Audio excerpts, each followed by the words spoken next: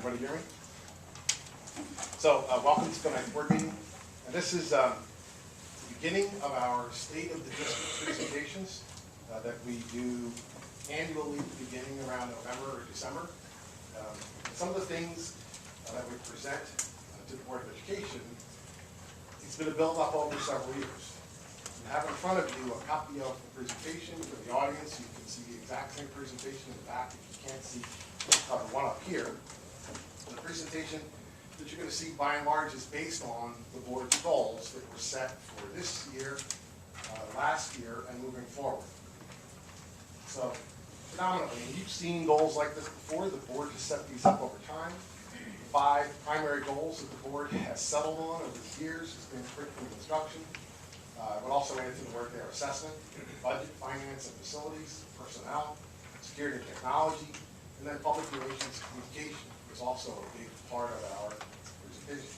So we're going to take some time to go through those components because what we do annually is drill down a little bit into those and talk specifically about what are some of the things that we want to accomplish in the system.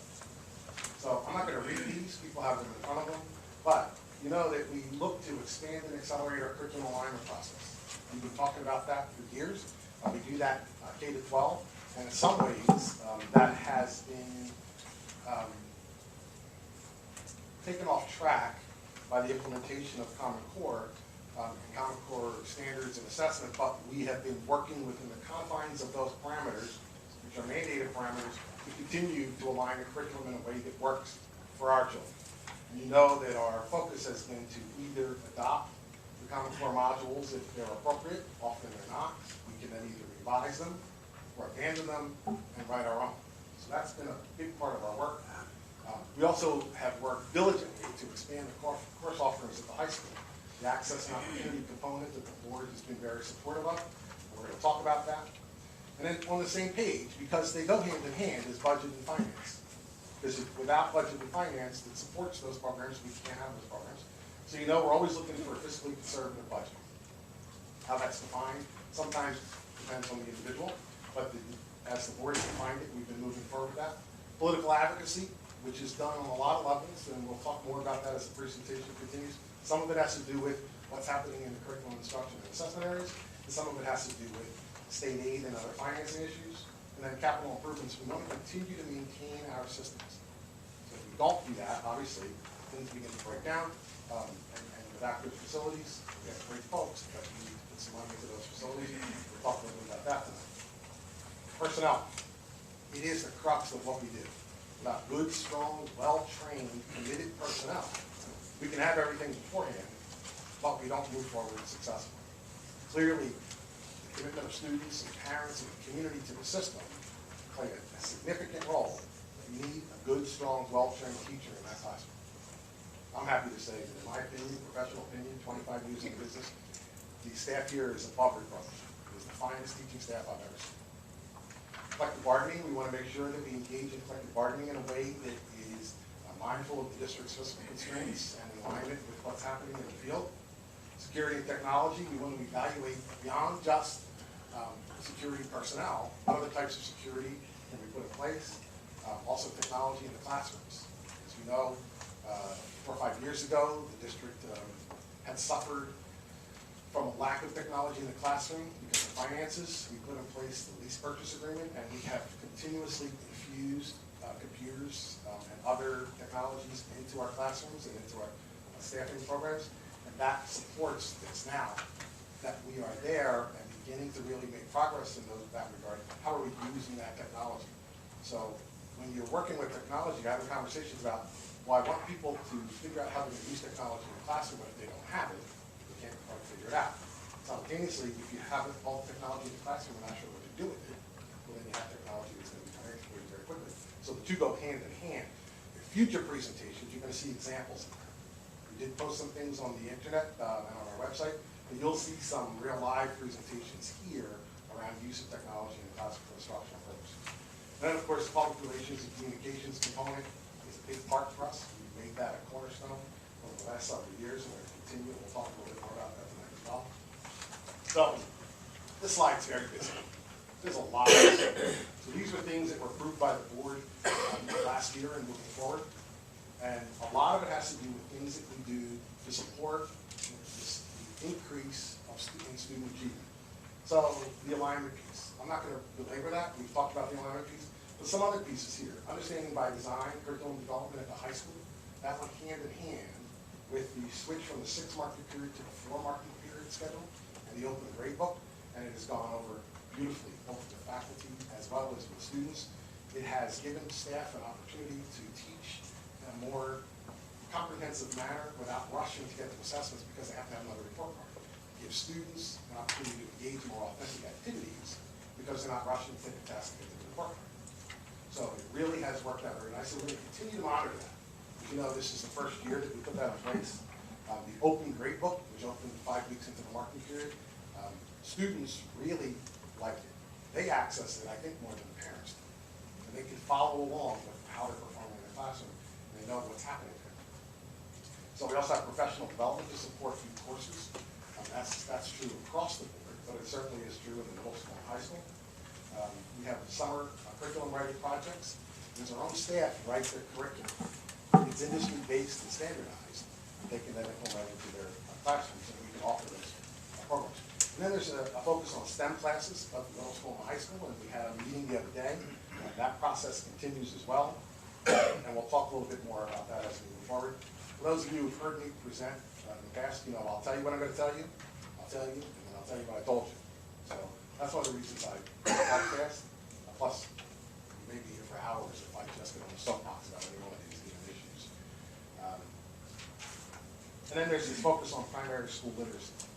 And that is something I want to pause for a minute about. Because what does that actually mean when we're talking about young children? And some would have us implement teaching reading as early as kindergarten. Now, there's a lot that we do with literacy in kindergarten. And because kids can learn to read in kindergarten, it doesn't mean they should learn to read. They might well learn to read because our staff are engaged in literacy activities, which are moving them along developmentally. And how does that look when it gets to first grade and then second grade? It's a developmental approach to literacy instruction. I assure you, they all learn how to read. And you're going to see how that comes to fruition over the 13-year career that students have in our school district, because we're going to talk about those exit outcomes. So, Commack High School right now is having a slight decline in enrollment. There will be an additional decline in enrollment when the valley of students that's currently in the elementary school reaches the high school. But for now, you can see there are fluctuations in student enrollment. So what we did, as we put together this presentation, is we put together averages. So 20% of the students, 40% of the students, 70% of the students, instead of raw numbers, because the raw numbers can be misleading. So if you're talking about 635 students, and you talk about raw numbers, the percentages play differently. So we just wanted you to see that, see what the enrollment looks like. You see that the enrollment in the last couple of years is down about 50, 75 kids or so. That will dip later, but for tonight's purposes, we're not here to talk about enrollment. We will do that at a future meeting. But we wanted you to know why we were doing these percentages. So the baseline. Regents graduation rate. 98, 99, 90% of our students. This includes all students, including students with IEPs. All students, including students with IEPs. And of course, you can see the advanced Regents graduation rate. Now, as you can see at the bottom, those are 2-year averages. We're looking for patterns. What does this look like over time? So as you look at individual years, you can see, and there's backup data, the board has access if they'd like to see the backup data on that. But as we're looking at those averages, you can see that it's really at the top. And in fact, we graduate more students with advanced Regents diplomas than any other district. That doesn't mean our percentage is the highest. It is nearly the highest, but the number of students, because of our size, is absolutely the highest. The other piece to this is access and opportunity. So the board has set goals around increasing access and opportunity for students, particularly in the high school. We set that out 3 or 4 years ago. We had a conversation. For a long time, we had IB courses and Regents level courses, and that was it. So students were either pushed into IB courses even if they weren't ready, or they stayed in Regents level courses where they may have been less challenging than necessary. What was in between? So we have added precipitously to the number of college level courses in our high school. And this year, 82% of the Commack High School juniors and seniors are taking at least one college level course. 82% of all students are taking at least one college level course. And college level courses are offered in all of these areas. I'm going to dig a little bit into the granulariness of that. So the college level courses that we offer, IB, AP, and other college level courses, which could be Suffolk County Community College, CW Post, Syracuse, things of that nature. We have 64 distinct college courses. Well, then you say, well, how can we have 81? Because one of the things that we've done is allow for kids to co-seat in college level courses. So your kid might be sitting in an IB class simultaneous to another kid who's sitting in an AP class. And that allows for that 81 offering. And you can see how that number has gone up over time. What's not in there is that there have been courses in those areas that were not functioning as well as we'd like them to, or the students weren't interested. We've dropped them off and added other courses. So there have been some fluctuations, but as you can see, the number has increased. 2013 we were at 59, we're now at 64. And then we went from 74 to 81. What's that actually mean? You can offer courses, but if the kids aren't sitting in them, so what? Here are the numbers of kids that are sitting in those courses, the percentage of students in 11th and 12th grade. Now, we say that very clearly because could there be some kids in 9th and 10th grade sitting in those classes? Yes. Predominantly, they're 11th and 12th grade students. So AP, which was almost dead about in 2010 or so, has been somewhat revitalized, and you know we offer AP courses. 17% of the students in 11th and 12th grade sit in those classes. Courses that offer college credit, but not IB and AP credit. 54% of the kids are sitting there. And then as you can see, we have our IB courses, which carries the lion's share. It is the most substantive and the most widespread. So we have about 55 IB courses. So as you can see, 82%. This just indicates that 82% of our students are sitting in those classes. Why is that important? There's been a lot of conversation. Change slide.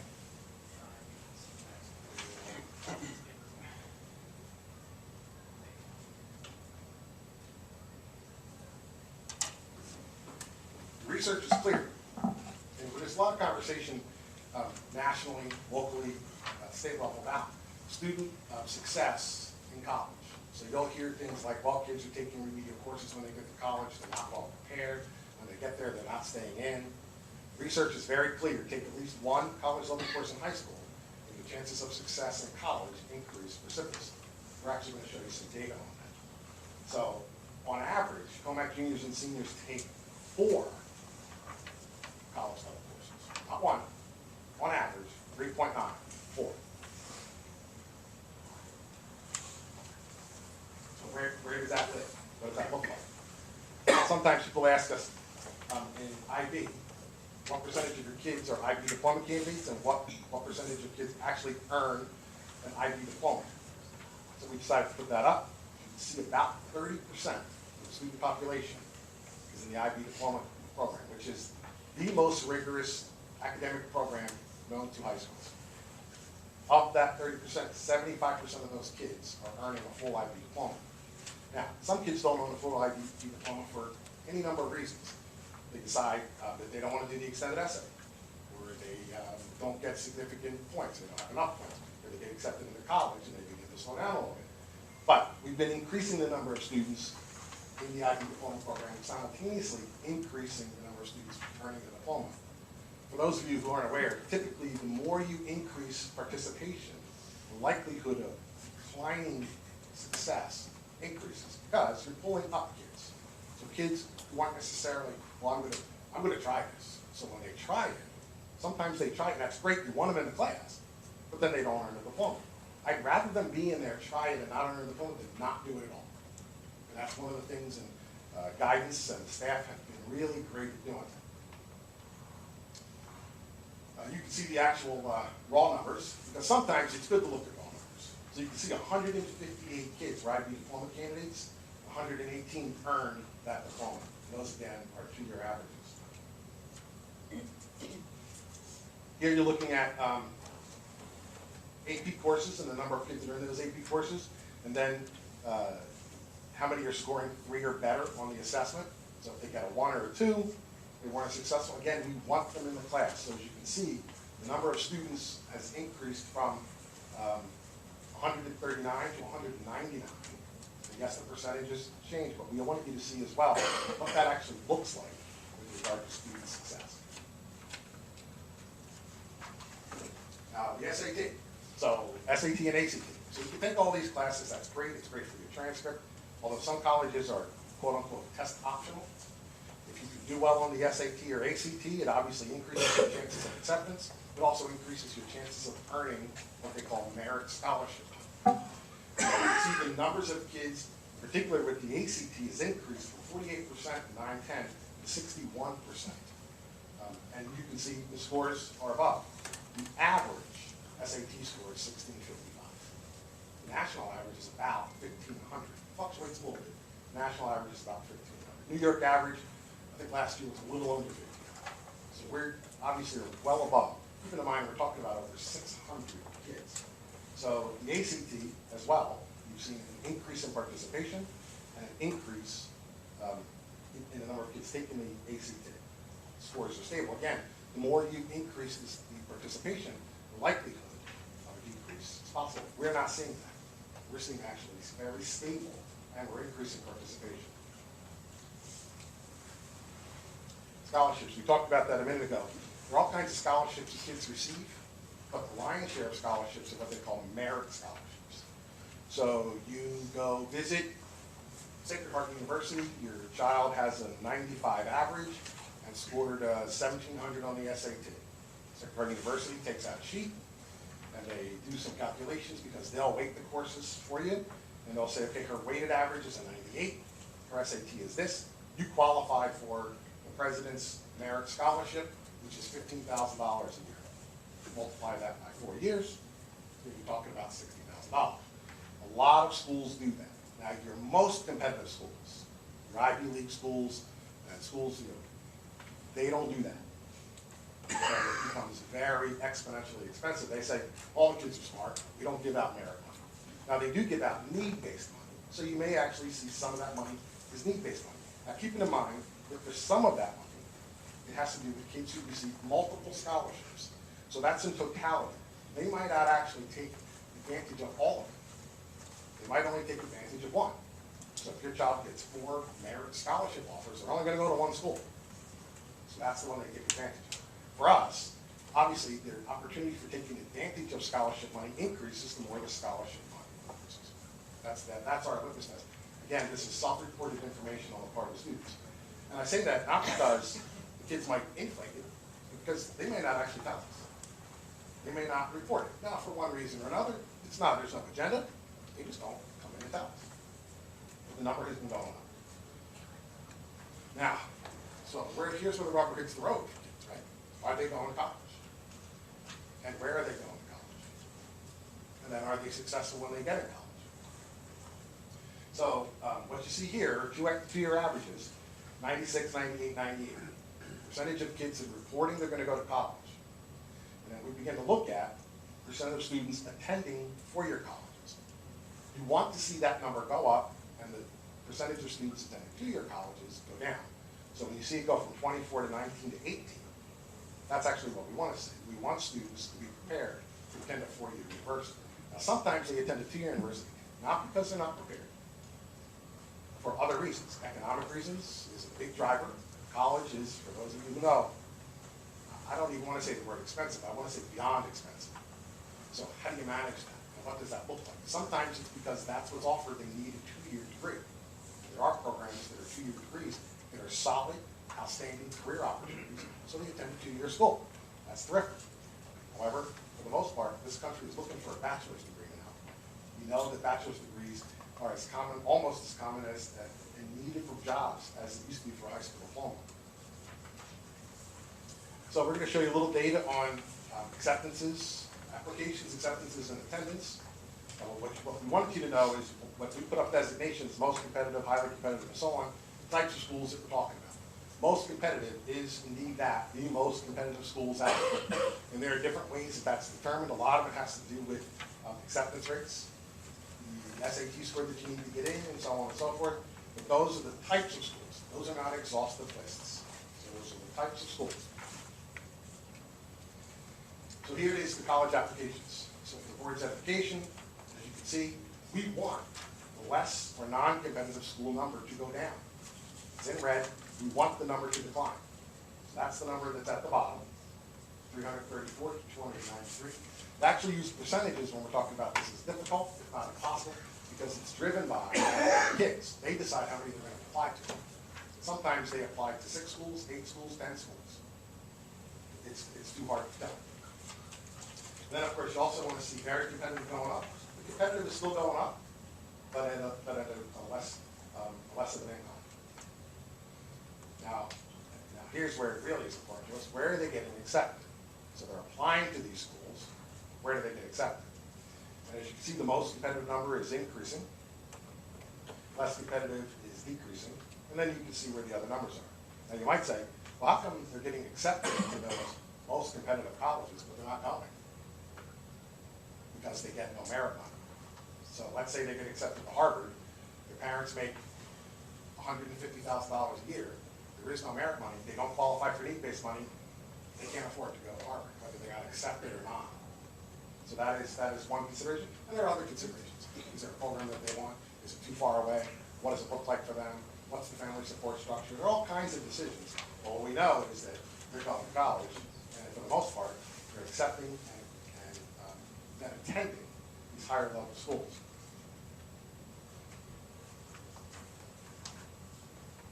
So here's where they're going to attend on the 2-year average. See, the less competitive is dropping precipitously. Now, you may have caught, so some people say, well, that's great, they go to college. They report they're going to go to college. Do they stay there? So something was in Newsday on Tuesday. I don't know if you saw it, but if you did, so I have some of the information here.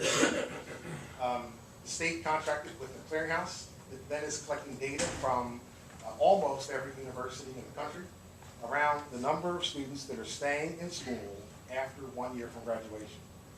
So the numbers that we're talking about here are students that graduated in 2012 and in 2013 were still in college. So I put the chart up there. It's really kind of hard to see. But Commack graduated 565 students, and we'll get to that number in a minute, and 89.5% of those students stayed in college. That's huge. And as you can see, we just put up some of the surrounding districts. It was published in Newsday, and the percentage of students that are actually staying in college. That's really important. So if we can get them, we can say, they can say they're going to go, they can take the SAT, but then the summer slide comes and they don't go for one reason or another, or they go and they leave. Well, then there are lots of reasons for that to occur, but we want to begin to track as best we can. Are they staying in for at least a year? So as you can see, we put ourselves up and compared ourselves to other districts. In particular, one of the things, and you hear me talk about this all the time, often our data is associated with high schools that are much smaller. So when you're talking about graduating 276 students, and then 90% or so, 91.8% are staying in college, it's a much smaller number. Commack graduates, gets into college, and then they stay in college to a higher degree than everybody else. The percentage is roughly the same, but the number is significantly larger. No one's got over 400 kids except for us. It's in that top 10. So it's clear that kids are going to school and staying in school. Now, I want to be sure that the board understands, over the next couple of board meetings, we're going to have presentations by other administrators around programs, around additional data, how they did this, what does this look like, thinking about the level of performance. It's more than just are they academically performing well, getting into college and staying there. Socially, emotionally, what did it look like? How did we address their needs? What were they doing athletically? There's a lot more to it than just can they get into and go to college. You're going to hear about that. If I stood up here tonight, we'd be up here for hours. So we break it out over time. So this is just sort of some of the hardcore data. So that moves us into budget and finance, which is always an interesting topic because we're thinking about, okay, we're building programs, we're developing programs, and we're supporting kids as they're working their way through our system. And I want to be sure that the board recognizes and understands. You know, a few short years ago, the high school in many ways, in a social and emotional perspective, was quite challenged. We had students engaging in self-destructive behavior and things of that nature. That has obviously dropped off precipitously. That is through the hard work of lots of people and the attention to matters. So it goes beyond, you know, what academic programs are we offering, what athletics are we offering, but socially, emotionally, how are we supporting students for success? How are we relieving some of that stress? What does that look like for them? So before I segued into budget and finance, I wanted to stop for a minute and make sure that I brought that forward, because there's much more to a high school student than simply the academic component. For those of you who have high school students or who have had high school students, that's not something that we should gloss over. You're going to hear more about that in other presentations. Having a 17-year-old right now, I know what that means. Having had other kids who are now in college, even once they're in college, we have to tend to that social and emotional component. So I gave you a chance to read that while I was on my soapbox there a little bit. Here's what we do. The board has been pretty clear about that. This is what it's resulted in, and I'm going to pause on this slide for just a minute because it indicates what we're thinking about for 15-16. And questions routinely arise regarding the property tax credit program, which indicates that the district stays under the tax levy increase cap for 2 consecutive years and reduces the tax levy by 1%. That, in essence, the community will get a tax credit, making their increase a zero. I don't want to be disingenuous about that, folks. Your tax levy is still going to increase, but you're going to get a tax credit someplace else. So your base is still up. It doesn't decrease your base. It's not a zero increase to the base. The base is still up. That eventually does catch up. Okay, we will talk more about that as we move forward. Mrs. Newman has indicated, and I double-checked with her today before I stand up here and say this, that we will qualify for that program. So as we build this year's budget, we will qualify for that program. We'll talk a little bit more about how we're going to qualify for that program as the budget process unfolds. She has indicated preliminary conversations. The state officials have indicated that we will qualify for that program, which is great news. So how do we actually do that? How do we keep the tax levy increases low? There are a lot of ways that we do that. We're just going to go through some of those ways. We're not going to discuss budgeting processes here tonight. We're going to talk about some of the things that we've done over the years. It's not secret to the board. Certainly board members who've been here since 2010, we've reduced central office administrative staff. We've done efficiencies. We've recovered a lot of state aid that was due to us and through a state aid review. We recovered that. We've developed special programs for students. Brought in tuition-paying students. We've increased building aid, capital improvements. We had the energy efficiency project, which we're going to talk a little bit more about tonight. We've done a zero-based budgeting, and we have grant funding to offset some costs as well. So we're going to do a little detail on that today. Here's some of the things that have occurred since 2011 that actually have brought some money into the district. And result. This is by no means a comprehensive list. By no means a comprehensive list, but we wanted to say, when we did the state aid operating review in 2011, we recovered money that then came in every year, and it continues to come in. That isn't money, it's not like a savings, and once the savings occurs, you can only save money one time. It actually is money that we then have brought in and comes in repeated. Same thing with the building aid submissions review, that was huge. Mrs. Newman was instrumental in that. We brought in an outside company. The company did the state aid review, we applied for it, we actually got back due money. Of course, that is continuing. There's some things that we did to save money. I mentioned that. I'm not going to go through the entire list. And again, it's not comprehensive. It's just so security and technology. Security is very important to the board, to the administration, to the schools, to the parents. I don't go to a community outreach meeting where security is not discussed, and it's discussed in a positive way. The things that are occurring to make sure that our schools are secure. So security takes many forms. Some of it is certainly manpower, and to me, that's the most important part. So you want men, women, making sure that our securities are secure, our facilities are secure. So that takes form in the form of actually security officers. We have greeters, we have administrators, we have teachers, and we have other staff. Okay? So we've increased the presence at the primary schools, as you know, over the last couple of years. We now have a security guard in the buildings all day long. We also added security after school, so that we have security in those buildings after school. We've looked at redeploying our weekend patrol. You know, we brought in a security review specialist. He did a security review, and we looked at implementation of some of those recommendations. You'll hear more about that when Mr. Sharon does his presentation. We put save phones in all of our schools, which means pick it up, it calls 911 immediately. There is no, you gotta find a phone, you don't know which one, pick it up. We have standardized our lockdown and lockout plans. It sometimes makes people nervous, but from our perspective, if we have any reason to call a lockdown or lockout, anybody can make that call. So we don't have to wait for the principal, we don't have to wait for central office, anybody can make the call, lockdown or lockout. This woman's down or a man's down at the end of the call, teacher knows that. She has to be able to call lockout. She can't wait to call the office to call me for the determination. They can actually make that call. Might that result in some erroneous lockdowns? It might, and I'm okay with that. I'll be the first one to stand here and tell you, I'm okay with that. We're also increasing, the technology is up there as well. So we talked, there's some things up there that sound technical. The density of our Wi-Fi. What's that mean? We put in more access points so that if you're using Wi-Fi in our schools, you can access the Wi-Fi more readily. When it used to be the access points are further apart, you take dead zones. When you hit dead zones, you lose connection. Why is that important? As staff are using laptops that are connected to the Wi-Fi, they're sitting in a dead zone because they're trying to get their work done, they're enter grades or enter attendance, they can't. And as mobile devices become more readily available to students, whether they're iPads or laptops that are brought into the schools, we need that.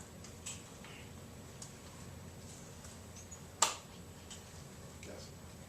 Cows. What's cow? I was waiting with bated breath. In essence, it's a cart with laptops in it. You can roll around and plug it in. I was hoping for something more glamorous. I think that is glamorous. Okay. Not that glamorous, but they call it cow. It stands for something. Computer, computer on wheels. There you go. It's just a little too simple for me.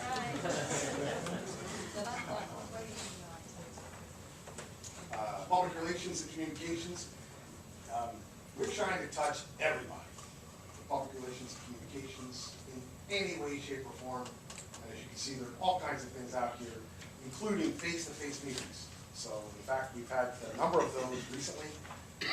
They're ongoing, but we've had some structured meetings. Mrs. Berger and I met with groups of parents from primary school and then groups of parents from the intermediate schools. Real simple questions. What's working in our schools and what do you value? What's not working in our schools and what would you like to see us improve upon? 3 hours. And it's a great conversation. So it isn't just a cheerleading session. You actually want to know from people, what are you concerned about? Now, sometimes they're concerned about something that we can explain, and sometimes they bring up things that we say, that's great, let's bring that back. But we tell them right there. It's a really good conversation. We've also met with the fire department, the soccer league, and we plan to meet with every other community-based organization that comes forward, as well as anybody in neighborhoods. And we'll talk, I think we have a slide on that. There you go. And you can see the meetings that we've already had. We always meet with PTA liaisons. Then we're also meeting with all these other groups and organizations. And in a lot of ways, aside from asking those questions, we leave the agenda up to them. So when we sit in the fire department, and how can we work cooperatively? There's another, by the way, I want to do a shout out to the fire department. They appeared when let me just pause now. Does anybody here know that the boys soccer team won the state championship? No. Coach is in the back, Dave Villegas. Dave is here tonight. Congratulations. It was an amazing run, and of course, when they came back, the reason I bring it up now is when the team came back, the fire department greeted them with a truck as they exited the expressway and escorted them back, sirens and lights going. And then we had about 500, 600, 700 people at the high school to greet all the kids. It was an impromptu rally. In fact, it was pretty much run by the soccer team. I've never seen anything like it. It was really an amazing event. One of the things that you may not know is that we received unsolicited emails from residents in the Middletown area about the behavior of our students and how well they behaved. They ran into them at the mall, sent us an email saying the most polite, the friendliest. It was amazing to see these kids. They're a testament to young people today, and certainly to Commack, and certainly to the coach, as well as the assistant coach, Mr. Moran. So, Mr. Gages, thank you for all that you do in that regard. He's not here for that tonight. He's actually here because he's getting a promotion. We'll get to that. Personnel.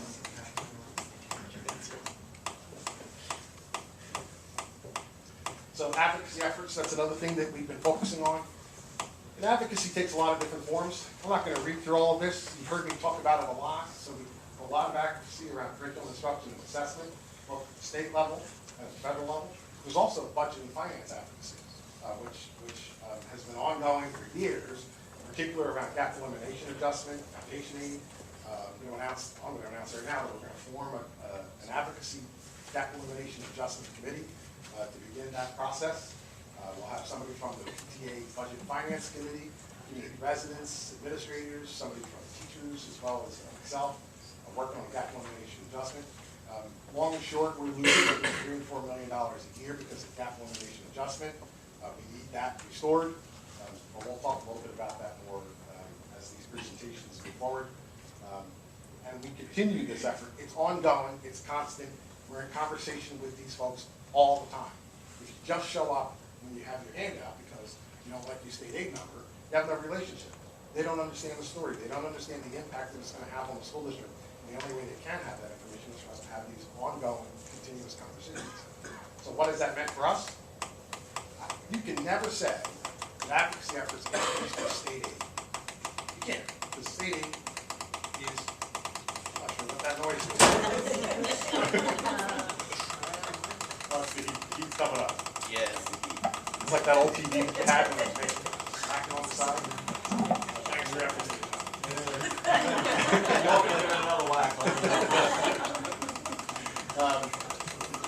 Because state aid is supposed to be driven by a formula, but we know that there are fluctuations within that formula, so we can never demonstrate that advocacy efforts actually resulted in increases in state aid, but we can certainly indicate that our advocacy efforts have increased Senate aid. So we received special Senate aid from Senator Flanagan and some from Senator Marcellino. It did not start in Commack until 2011.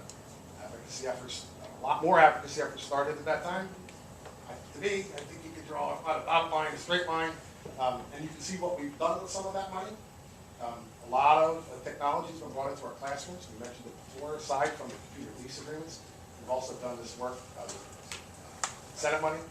This year, we received another $80,000. The money just came in within the last month or so. We haven't made a determination about how we're going to recommend using those funds, but we will shortly. You can bet on that. Anytime a found $80,000 comes in, we have all kinds of people coming in saying how we should use the money. When we were really woefully behind with regard to our hardware, that was an easy decision. This year might be a little bit more difficult, but we'll be back on that one. So there's another $80,000. So in addition to that, so that was sort of, and I have a couple more slides, but before I get into them, that covers a lot of what we were talking about with regard to our goals and moving forward with our goals. And when the board adopted goals last year, it was these goals were for that year and beyond. So as you know, I proposed to the board that we engage in this community outreach program, that we present a report in February, and we use those, that report to drive our goal development moving forward. So for 15-16. So my recommendation at this point is to continue with these existing goals. If the board or board member has any additional goal that they would like to see added, by all means, you can add that. I'm going to put it on the agenda at the next meeting because we did approve them and adopted them for 14, 15, and beyond. That doesn't mean that the board doesn't have the prerogative to either change them or add some additional goals. But of course, some of our work is not finished. So that'll be my recommendation. So that being said, and I don't expect anybody to weigh in here tonight unless they want to. Of course, and you can do that at the end of the presentation. Smart Schools Bond Act. There was a lot of conversation about the Smart Schools Bond Act. I'm not sure that people recognize that was on the back of your ballot when you voted. The elections on November 4th, did I get that date right? November 4th. And there are all kinds of conversations about the agenda associated with the Smart Schools Bond Act. I'm not here tonight to present to you the agenda of those who put forward the Smart Schools Bond Act. What I'm here to do is tell you that it was approved. What it means is $3.5 $794 million for Commack schools, which can be used in these areas. So those areas are there, they were built into the bond act. You can acquire technology and equipment, you can install high-speed broadband, you can construct or enhance modernized facilities to accommodate pre-K, where you can install additional security features. So the only one that's sort of really out of the question is really facilities to accommodate pre-K, because we have auxiliary buildings and they're in pretty good shape. So I don't know that we're going to recommend anything there. But in the other areas, we're going to come back with a proposal for the board regarding the $3.5 million, which can be spent over 2 years. So it doesn't have to be done imminently. You have to present a plan to the state, and the state has to approve the plan. They then bond the money and send us the money. The wisdom in that is not for me to determine. Would I do it? Probably not, but they did. In the meantime, now we have roughly $3.6 million that we are going to be recommending for use at our schools. And I think you're going to see something in almost all those areas except for enhancing pre-kindergarten space, which is already pretty darn good. Energy efficiency project, and this is my segment. We have an energy efficiency project which is almost completed. We've been talking about it for 2 years. I brought it in 2011. I want to say it started in 2012. It's almost completed. It's a $19 million project. We've been through it many, many times publicly. What it brought forward, it reduces our energy usage by 30%. Folks, that's astounding. 30% reduction in energy usage. Potential energy and operations and maintenance savings over time, $28 million. It was $19 million, and we're going to save $28 million. You can do the math on what that means to the school district. Money saved on energy costs actually pays for the new equipment and installation. Between the money saved on energy costs and state aid, it's guaranteed to pay for itself. If it doesn't, the company that installed the equipment comes in and makes adjustments and writes us a check for any lost money. Guaranteed. Generates the state aid. You know that we did all kinds of things, including but not limited to lighting system improvements, lighting controls, window replacements, boilers, roofs, windows, insulation, $19 million worth of work. Long and short of it is this was always sort of an amazing thing to me. I'm not really sure what a ton of carbon dioxide is, but it's 10 million pounds of carbon dioxide. And we have some folks here who are going to present to you tonight. Maybe they can explain that, not to put them on the spot. But we certainly will have some conversation. Some evidence that the project is paying for itself. The annual payment for the project is $1.6 million. Annual energy savings is going to be $1 million plus. That's at the current rate, at the current cost. If the cost goes up, you save more money. If the cost goes down, you save less money. Sometimes the cost dips right before an election, but after the election, the cost usually goes back up. At least that's been my experience. I expect gas prices to be $4 again before the summer. We receive state building aid, $750K a year. It's not in totality. Project will be completely paid off when it's over. We've also gotten about $1 million in rebates, and we have additional ongoing energy savings. These are conservative numbers, meaning the ongoing energy savings and maintenance and rebates could actually add up to something more substantial as energy costs rise. But the project absolutely pays for itself. So that was phase one. Now we're looking at phase two. And in phase two, we're looking at different types of alternatives. It's only been a couple of years, so the things that we just installed are not going to be reinstalled. But there are other types of things we can do to both generate energy and save energy. So with that being said, before I introduce our next speakers, I'm going to ask the board if they have any questions on tonight's presentation. I just would like to thank you. I think, yeah, is that on? It doesn't matter. I'll talk really. There you go. Just thanking you. Sometimes we are in the middle of the thick of things, and you don't necessarily see the broad picture. And I know we have parents here tonight who have little ones, and so when you look at the span of time, and 13 years goes pretty quickly, we do really good things. But this isn't just about what we're doing at the high school. It's really good things at all levels. And so I thank the superintendent for obviously keeping that as a priority for everybody. And As you know, as we drill down and do additional presentations, you'll get a lot of detail on what's actually happening in the elementary schools and in the middle school. The things that are occurring in the exit outcomes cannot, and I was an elementary school teacher, an elementary school principal before I went into central office, cannot be accomplished without tremendously successful elementary schools. So thank you for bringing that up, but I can guarantee you're going to hear more about what those programs look like, because if they don't have that foundation, I don't care what we offer in high school, they're not going to be as successful as they are. Thank you.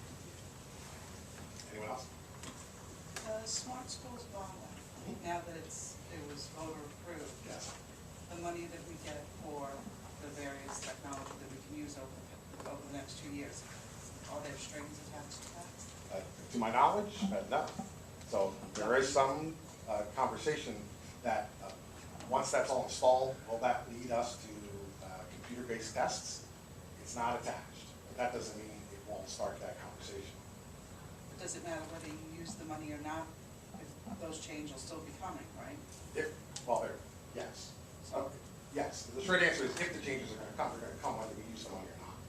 So if we use the money, great. If we use the money, it doesn't say use it, now you have to have computerized tests.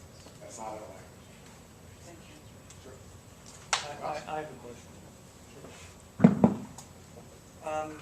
My question has to go back to the SAT and ACT exam scores.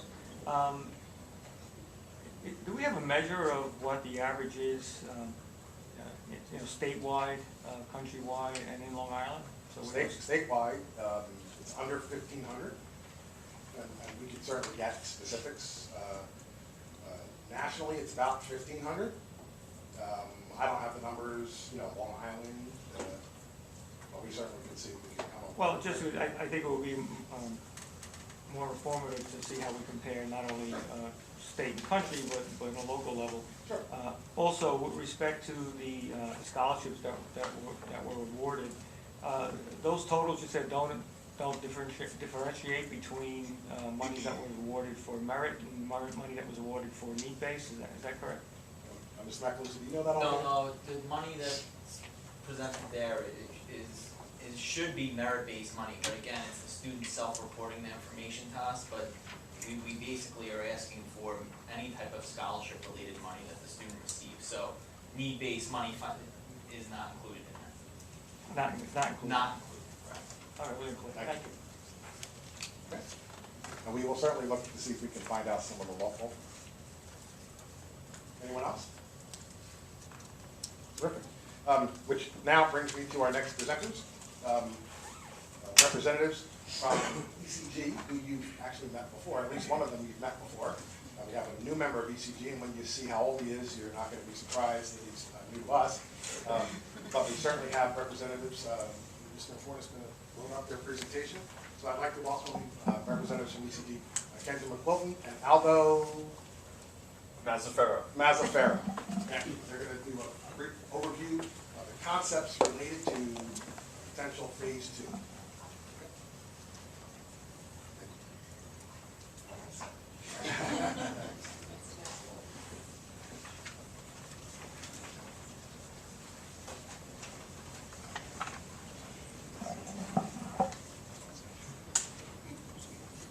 Good evening. Is it on? I am very excited, as well as Aldo is also, to present to you tonight, and we appreciate the opportunity to be here to speak to you about a new opportunity for the school district, which is in very nice alignment with the board's goals, particularly the one to continue to maintain your facilities with an eye towards energy efficiency. So we would like to give you a brief overview tonight of the opportunity at hand and answer any questions that you might have in order to consider it. Okay, Dr. James already gave a very nice review of what the Energy Performance Contracting concept is. We'll call it EPC for short. Essentially, this is a law that is available. It's a concept that was established by the New York State Legislature in the form of New York State Energy Law Article 9, and it allows school districts and municipalities to partner with what's called an energy services company, or ESCO for short. In Commack's case, you partnered with Johnson Controls. They are your ESCO for the project that is currently underway. And the ESCO comes in, they respond to a competitive RFP, they identify any and all energy savings opportunities in the district's facilities. They then go on to construct the project and guarantee the energy savings so that if at the end of the construction project, if the district does not realize the guaranteed savings amount, the ESCO must cut you a check for the difference. This has, just for those financial mechanics alone, become extremely popular amongst school districts throughout New York State, particularly Long Island with the energy rates that we have here. Virtually every school district is either looking at or has done at least one energy performance contract at this point in time. Just some background on ECG's history with the school district. It has been several years. I can't believe it's already been quite a few years since we were first standing up here. But we were the engineer of record and technical owner's rep for the energy performance contract.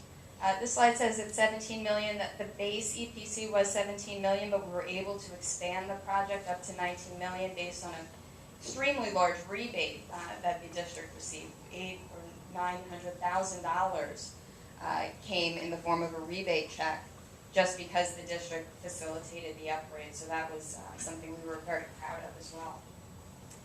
And this is all that we do.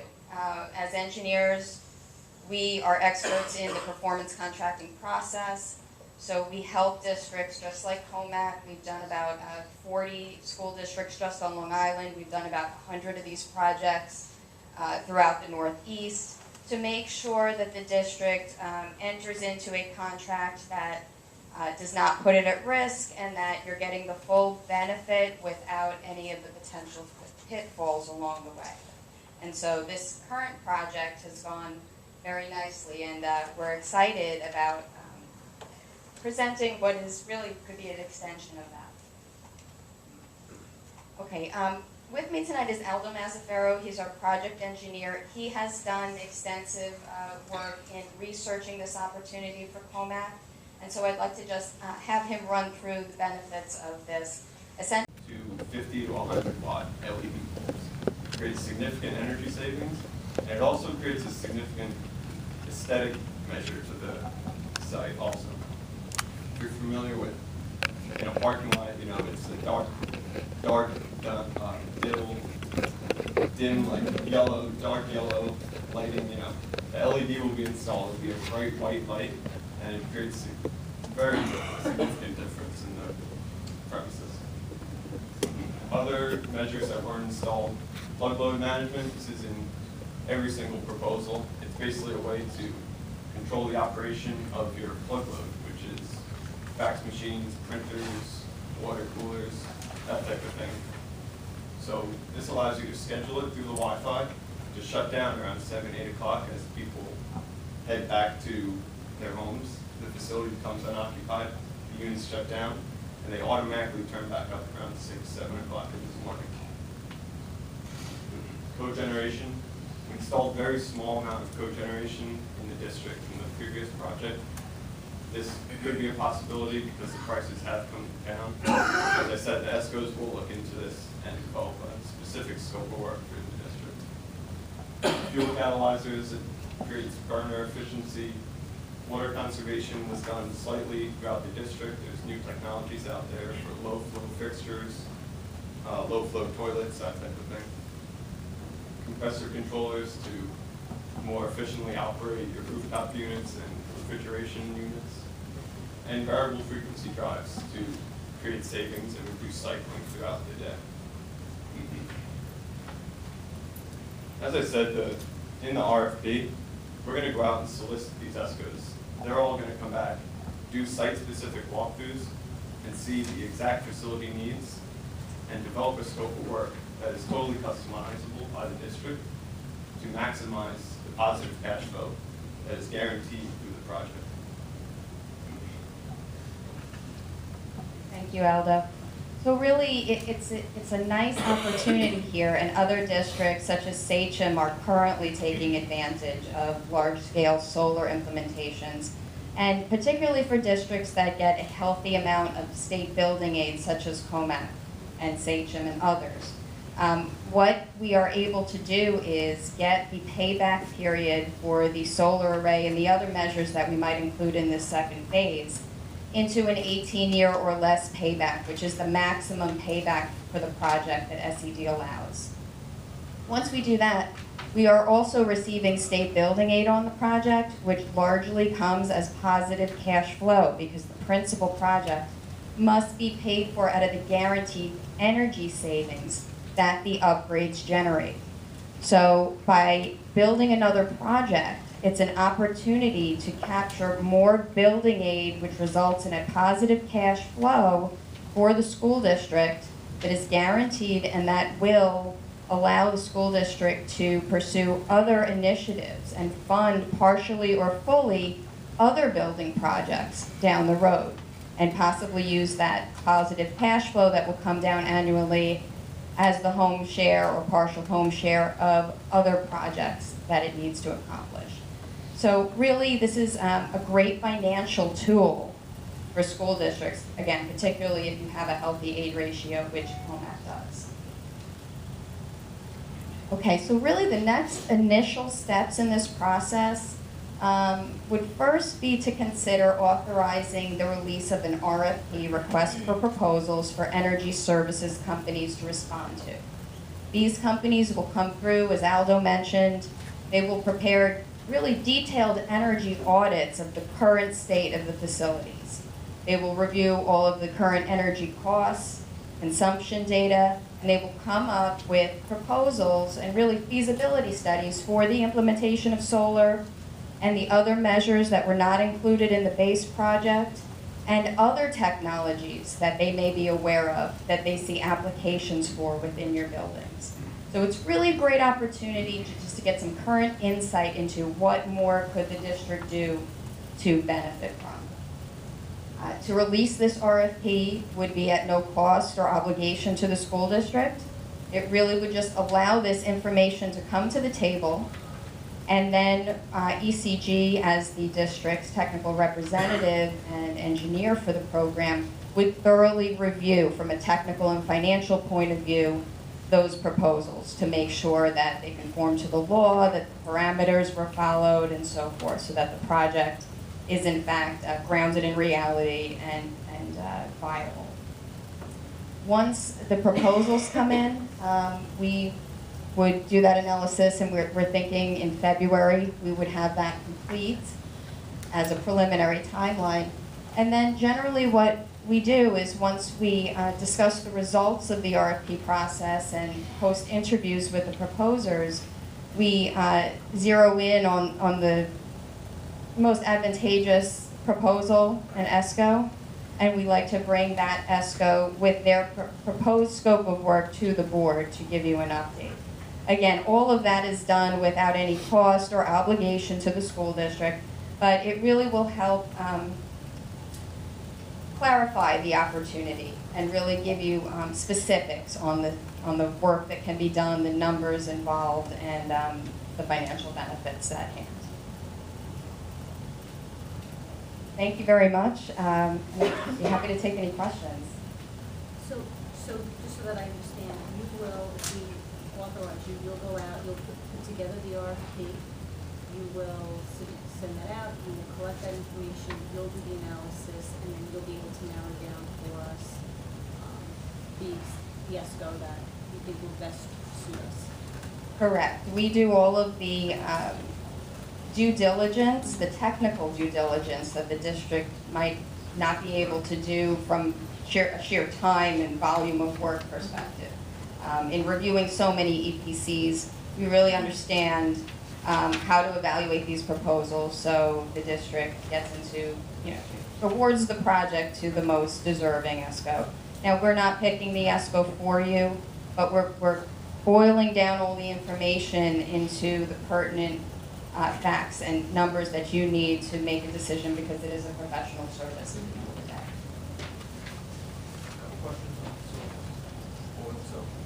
Talk in terms of the maintenance of the solar, whose responsibility is that, which is a one damage to one and stuff like And who's usually responsible for the contractor to install that? Well, there's usually a warranty period on all equipment, including solar. And once that is up, in the contract, it will be spelled out as is in the current contract. There are maintenance activities that the district agrees to with any project to maintain the equipment. Another question on how does actual building of solar actually going to work? You're generating power, how does that actual process work, and how it's for residential house? The two rates, is it the same for a large commercial building, the same area? Well, the capacity of the solar that will be installed on the rooftops is going to be less than the base building load. And so it really just balances out into net metering. Are you familiar with that? Yeah. So basically you'll be billed for, if it takes 50% of your base load throughout the month, you'll only get billed for that 50%. Not really sending you back, basically.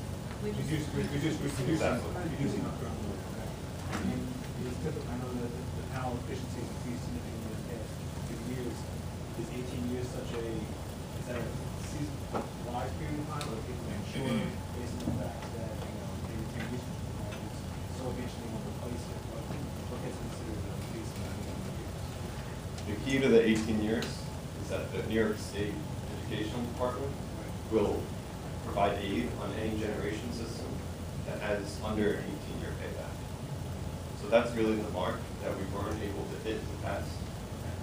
So when you can get it to under 18 years, it's fairly project neutral, and you're getting that state aid to provide cash flow for the project.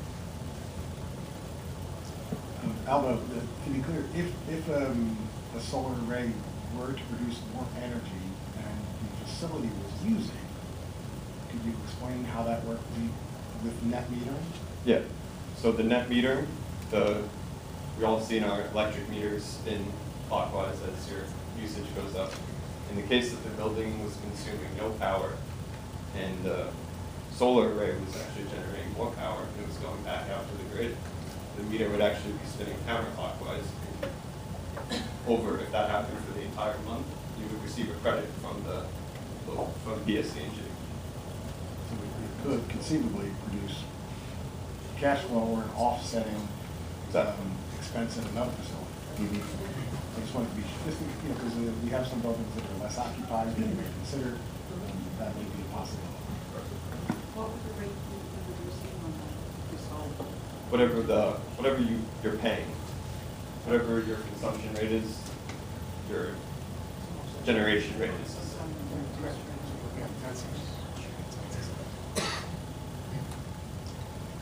Are there any other questions from the board? Yeah.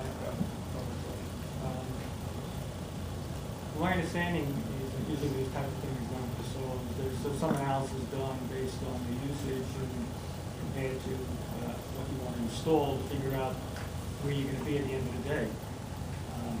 Is the plan to just break even, or is the plan to have enough where we're going to get credit? So if we have enough roof space to accommodate the panels that are required for that?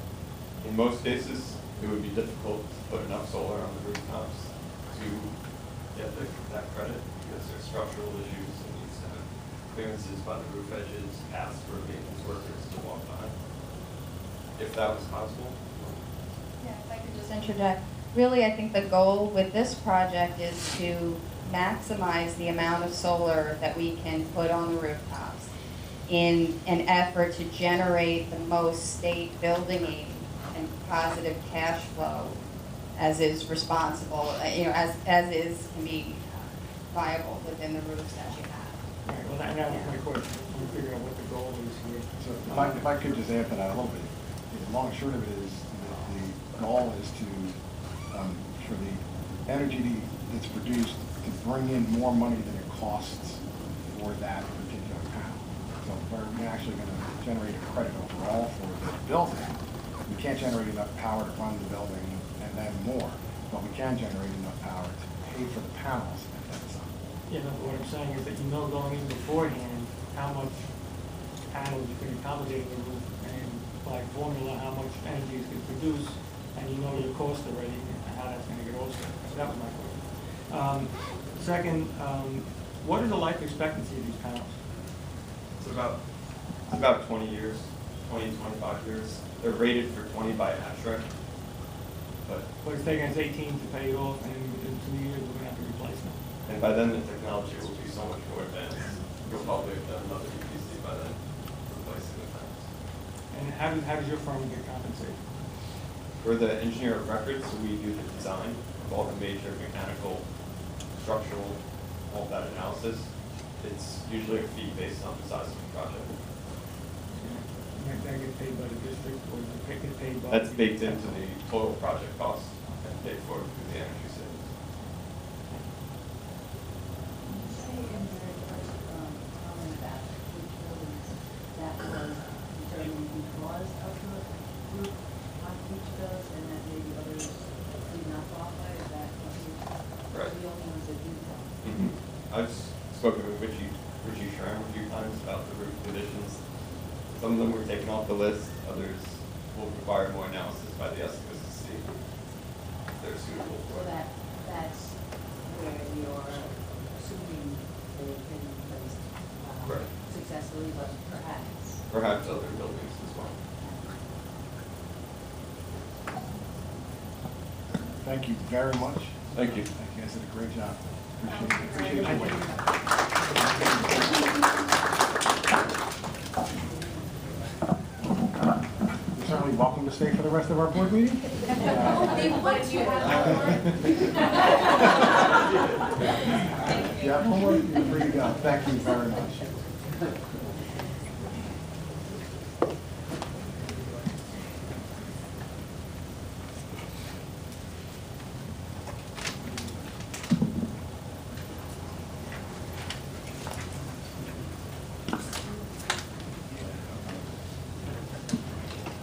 So before we begin the rest of the meeting, I have a statement that I'd like to read to the board. So before the meeting begins, I'd like to make this statement. As you saw by the presentations tonight, the district is in a very good position, academically, socially, emotionally, fiscally, and from a cooperative school and greater community perspective. It is clear that the tenor of the district is one of open communication, cooperation, collaboration, and teamwork. There is no other way to continue to grow and improve, in my humble opinion. That's not to say that people do not disagree. In fact, open conversation between them among caring, committed, bright individuals often brings forward differing opinions. It is how those differing opinions are handled that makes a difference. My focus, our focus, is one of looking forward, one that allows for staff and residents to operate in an open, frank manner, free of hidden agendas and manipulation. Therefore, I would like to suggest that all meetings and conversations should be conducted in the same manner, a manner that allows people to be prepared to be engaged in the conversation. In that regard, we have arranged numerous ways for people to communicate with the board and administration: telephone contact, email contact, the anonymous alert system, and so on. That is not to say that people cannot or should not bring matters of concern to the board in public session. For example, a resident sent the Board of Education an email requesting that we consider the age at which we admit kindergarten children. And she might well be here tonight to bring that to the board's attention publicly. It is that type of courtesy that is being requested at all times. This is an opportunity for a fresh start in that regard, to start with a sense of cooperation and collaboration in our continued effort to move the district forward in the best interest of children. Thank you. Just another brief statement, and then we're gonna go. Since we had the consent agenda, and this is my more concise statement that, we had our board retreat back in the September timeframe, and this is just a statement for the public so they know regarding our structure of our public meetings, that our meetings are held in public, and there's an agenda for the purposes of matters for discussion and functionality of the district, administrative report, which we just had, and the opportunities for the public to comment. One at the beginning of the meeting, where members can comment on specific agenda items, and one at the end of the meeting, where members of the public can comment on other items related to district matters. I want to make sure that people are aware of these three notes, that the board would like the community to be aware that there are opportunities of public comment only and not intended to be a question and answer session or an opportunity for public debate. Questions may be responded to at a later date or at the next available board meeting. The The public comment does not allow for any such kind of positive or negative about a specific employee, particularly as it relates to his or her job performance. And lastly, any matters related to specific students, including any disciplinary matters, will not be discussed at board meetings. Recognizing that members of the community are interested in sharing their thoughts and concerns, the board makes available a multitude of venues for discussions with the community, including public workshops, public hearings, and community-based meetings, which the superintendent just discussed, and they're frequently attended by both the administrator and both Board of Education members. In conclusion, the board will adhere to these policies and structures set forth in an effort to allow for a productive, meaningful experience for everyone in attendance here at the meeting. Thank you. Back to you, Deb. To me. And with that, we are at the public comment. If anybody would like to come to the microphone to discuss anything that is on the agenda. And I will discuss that we have switched the format somewhat so that there's a consent agenda and then items will be pulled out for specific conversation. But you are free to discuss anything that's on the agenda at this moment. Okay, I'm going to. I just have a quick question. About an agenda item? Energy, just energy. No, I about don't know, is that on the agenda? that late after at the second part. Okay? Or the okay. Okay. So we're going to move through, and you'll have time, Pam, I promise. May I have a motion to accept all items listed on the agenda, A through F, except those items that have been specifically moved? Motion made by Mrs. Masiello, seconded by Mr. Hartman. All in favor? And I'm going to pass unanimously. I'm going to just take this moment to, the superintendent already mentioned, but to recognize the appointment of Mr. David Villegas as our Dean, Administrative Dean of Students. We are very excited to have you take on that position, and we look forward to a wonderful time with you there. And so, congratulations. Thank you.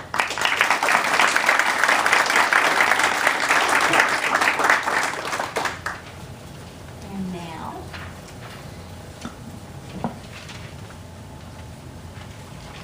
don't mind me. We're moving to items that have been removed from the consent agenda for separate vote. Do we have old business? Yes, Superintendent? Sorry to say, but I have another statement. The question was raised by a trustee, Mr. Campolini, regarding certain entries in the legal bill for June of 2014. As indicated in previous meetings, given the fact that the Board of Education has established the Office of Claims Auditor, it is that person's responsibility to review all bills from vendors. It is her exclusive responsibility and not the board's. I spoke with a business official who indicated that the claims auditor has reviewed the July 7, 2014 Lammer-Bernowski billing. She has assured me that the billing was proper under the retainer agreement in terms of the arithmetic, hourly rate, format, etc. She, nor the claims auditor, are in a position, however, to render an opinion as to the substance of the trustee's request, which is whether the questioned entries were appropriate charges to the school district. So the crux of this is, were the entries the responsibility of the district to pay or of some other entity? So the business official nor the claims auditor is in a position to make that determination. Frankly, neither am I. I'm not a lawyer, and all I can say is that it appears that research was done in response to requests from the board president and at least one other trustee on legal issues. So my opinion as superintendent, the entry seems to be part and parcel of this dispute between the trustee and the then board president. If the board wishes to further examine this issue, I think it would have to appoint special counsel because Mr. Bernowski cannot render an independent opinion regarding his own billing. Mr. Bernowski has advised me that all of the entries were occasioned by a dispute in June 2014 between two trustees, and he felt that an ethical opinion was necessary to properly respond. He would not have performed any research but for the issues raised by two trustees. So the long and short of it is, the billing was proper, it was paid for properly. Whether or not it should have been billed to the school district is not something that we have somebody on staff that is qualified to make that determination. Okay, so then, with that. Well, I'd like to respond to that. Yeah, no, so I was just gonna say Go ahead. before, I guess, so now we need to have a conversation, or do I need a motion? No, conversation. Okay, so old business, go ahead. First, let me say, I'm really struggling with this because to me, and people that have no common sense, to sit here and say that Mr. Bonofsky cannot give an independent opinion as to his ability, it doesn't make any sense to me. Look, I'm a lawyer. If my client says, how come you billed me for this? I have an obligation to explain to them why I think it was a proper bill. Now, plainly from the research that was done, the memo that was drafted, this research and the inquiry that was done in order to determine whether Mr. Bonofsky's firm had an ethical obligation, or could, without violating an ethical obligation, disclose to the district that it was representing the Commack Educational Foundation.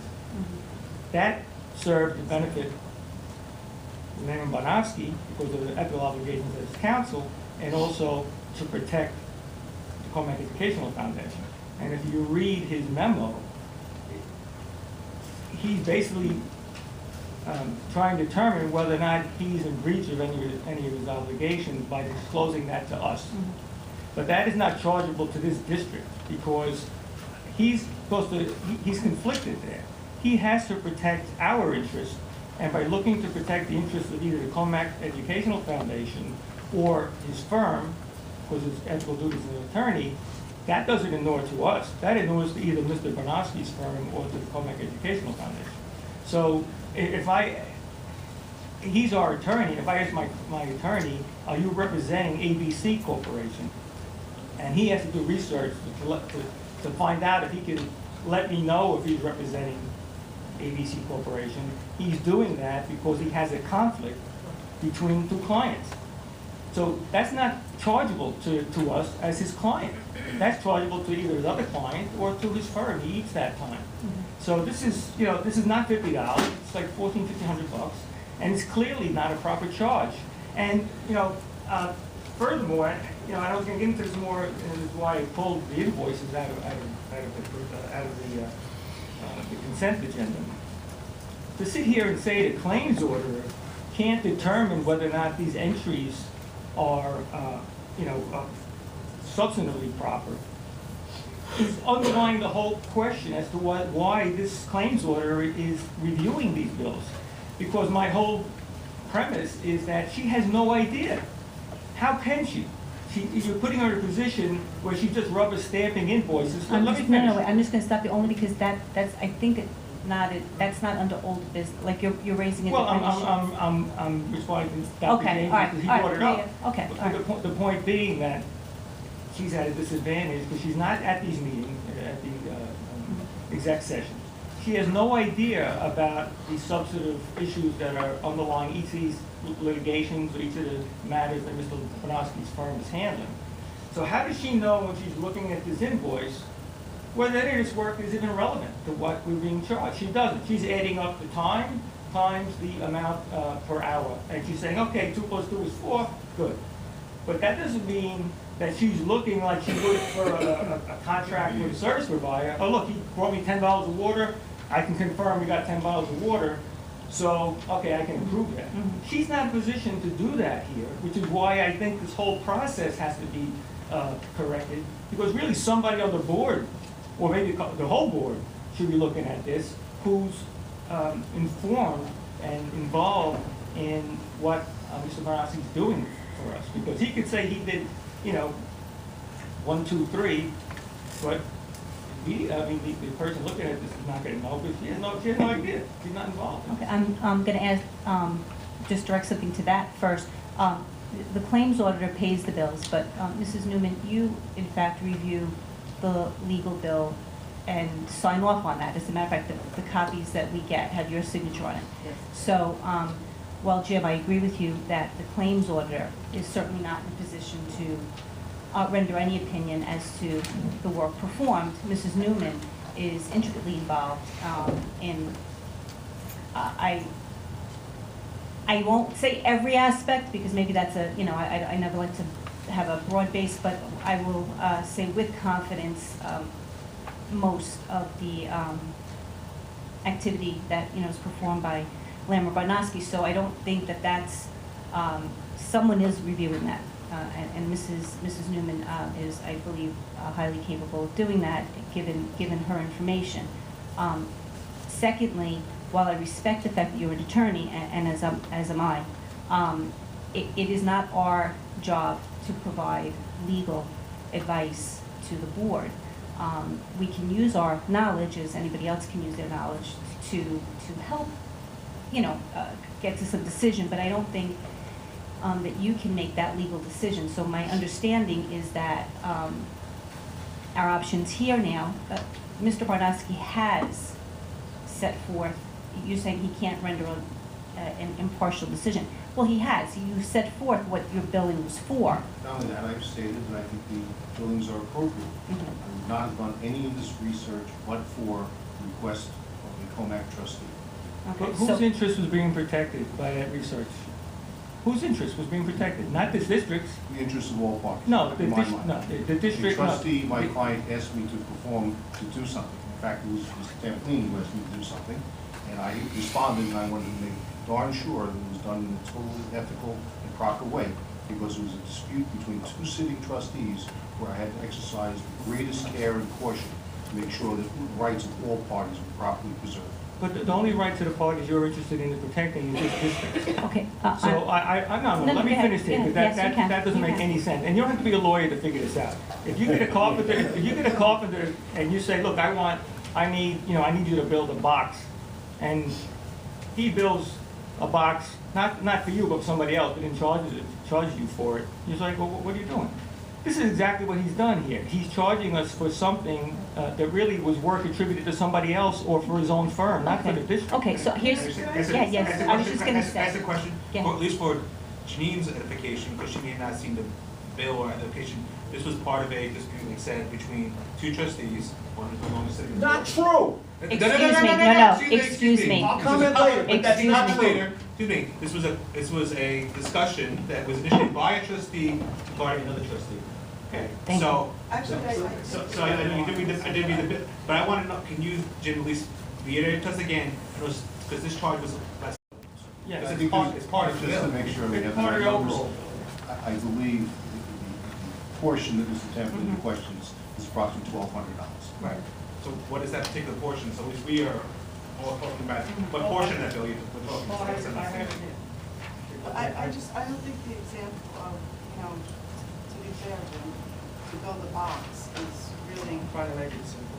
right, but this isn't a simple situation. This wasn't a one-shot deal that happened that one thing.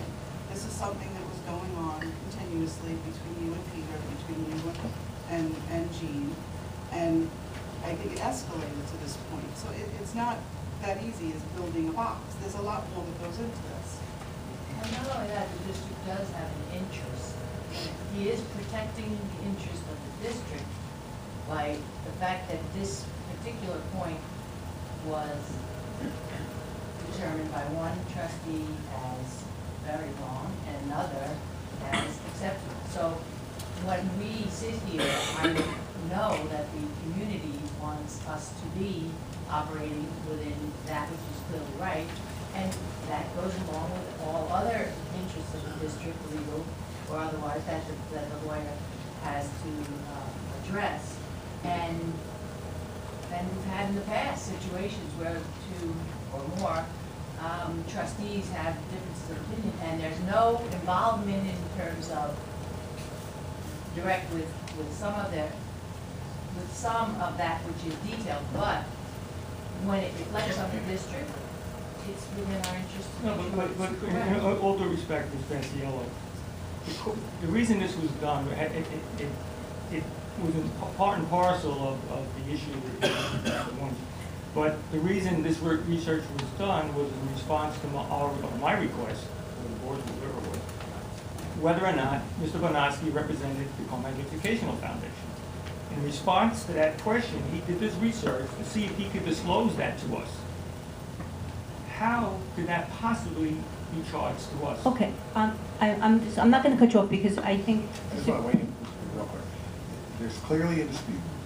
And legal counsel has indicated that they did this research at the behest of a board member, that they feel that the billing is accurate and due to the district. We have a trustee who says, I don't agree. It's well within your right to do that. The mechanism, the structure Thank you. allowable for that is special counsel, because you could actually have boards that don't have an attorney who's on the board. So the state has allowed for us to allow for special counsel. So to settle the dispute, we need somebody who is qualified. Because if everybody was saying, you know, we agree with you, well, then everybody agrees, but we have a dispute. So from my perspective, and I said it in my statement, I'm not in a position to say what's right. It doesn't matter common sense. The law isn't always about common sense. We know that. So from my perspective, the board has to make a decision now about whether they want to hire special counsel to resolve this. Okay, so unless there's any additional conversation, I will make that motion. I just have one more comment. Go ahead. This is a simple question. No, I understand your simple question. Look, we asked our attorney if they represent another entity, right? Right. Instead of saying yes or no, he had to research to know whether or not he could let us know. Okay. How could that be chargeable to us? Okay, and Jim, I don't understand it. And I fully appreciate what you're saying. I don't agree with what you're saying, but regardless of that, the mechanism now, we don't pay the bill. I think you do understand, the claims auditor. It comes out of our school district. No, but we, the board, do not pay the bill.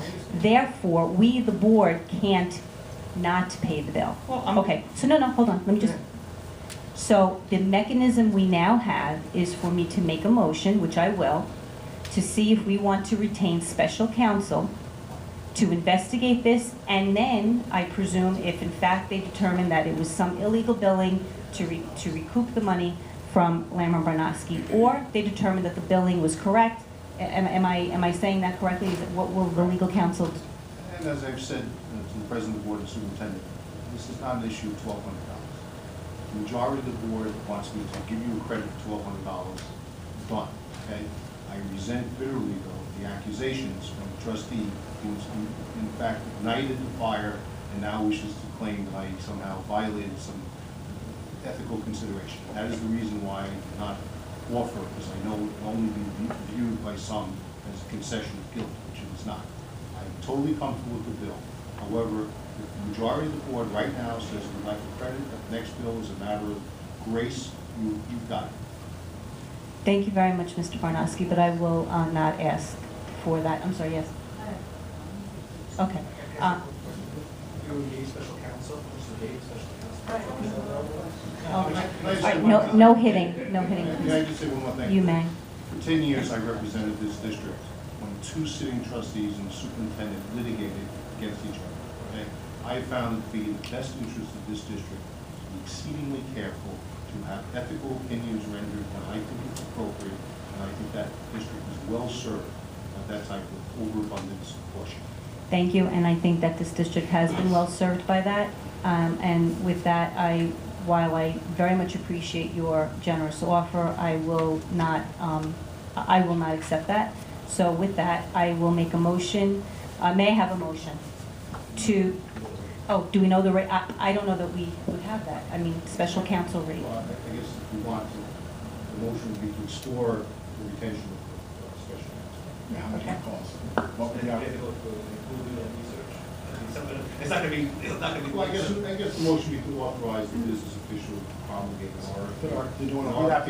Okay, I make a motion to authorize, well, let me just make the motion. We understand that we can make the motion.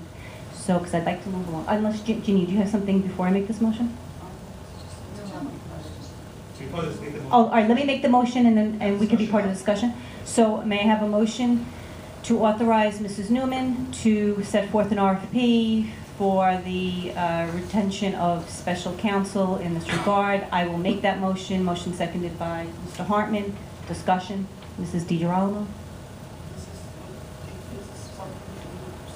No, you know what? If we had, I believe,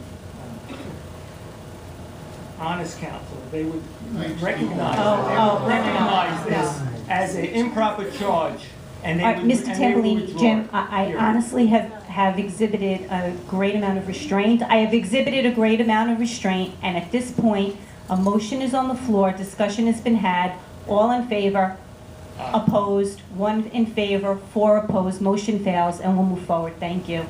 To new business, may I have I caution you that I too have rights of good reputation, that kind of comment is bordering on. Bordering on what? Defamation. Honesty? Defamation. No defamation. Okay, thank you. May I have a motion to accept as a first reading that the Board of Education rescind Board Policy 8310, formulation of board policies and administrative regulations. Motion made by Mrs. DiGirolamo, seconded by Mr. Tampolini. Discussion. I actually have a question. So in rescinding this, will we then be putting up a modified version, or? No. The motion is to rescind the policy and continue with our practice, which is the board has the full authority to approve policies as they see fit. You can request policy changes or revisions from us. We go out, conduct research, draft policy on the Privy Council, and then work sometimes with BOCES and bring that to you for approval. So continuing along in that vein, which is what the practice has been. Which is what the practice has been. Good 20 or 30. Right, just for edification purposes, the policy that we are looking to rescind was created in 1980, was never amended, and it was archaic in terms of its procedure and the people that were to be involved in the policy creation. We haven't actually used that kind of procedure, I don't imagine, since 1980. So that would be the reason to rescind it. Yes. So is there any further discussion? I have some questions. Yes. I know you're in the process, so this is not to get, so the board is aware that I review other policies, and we're going through the process as a group to change a lot of policies. There are other ones in there that also need revision, not just the one. Well, as you know, we have engaged a BOCES to do a complete review of every policy, which would include legal issues as well as procedural issues. Prior to that, which will take anywhere between 18 and 24 months, we have assigned policies to central office administrators to review in detail every policy in the book as it relates to the department or division. There have been some issues that have been captured. We will make recommendations for changing those issues in short order. Others are simply grammatical types of matters. We want to make sure that the policy's in place, that we're abiding by it, or we're recommending a change. So, and that is the process. We are almost completed with that initial review.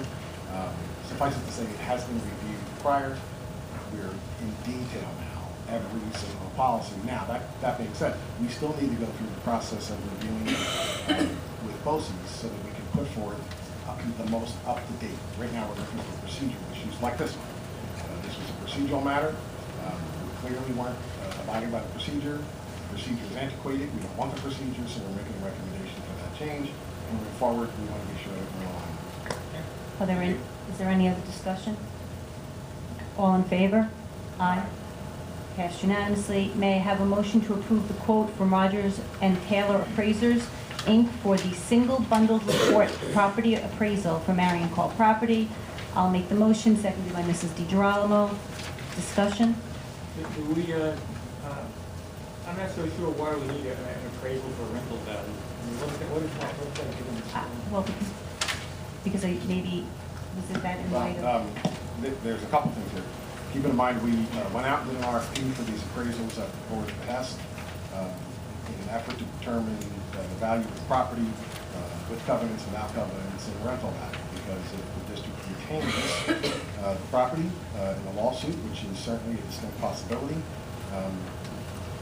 we want to leave the most viable options available to the board if that has to do with the sale or the rental of the property, or leasing of the property, or continuation to maintain the property to the certain level that we have now.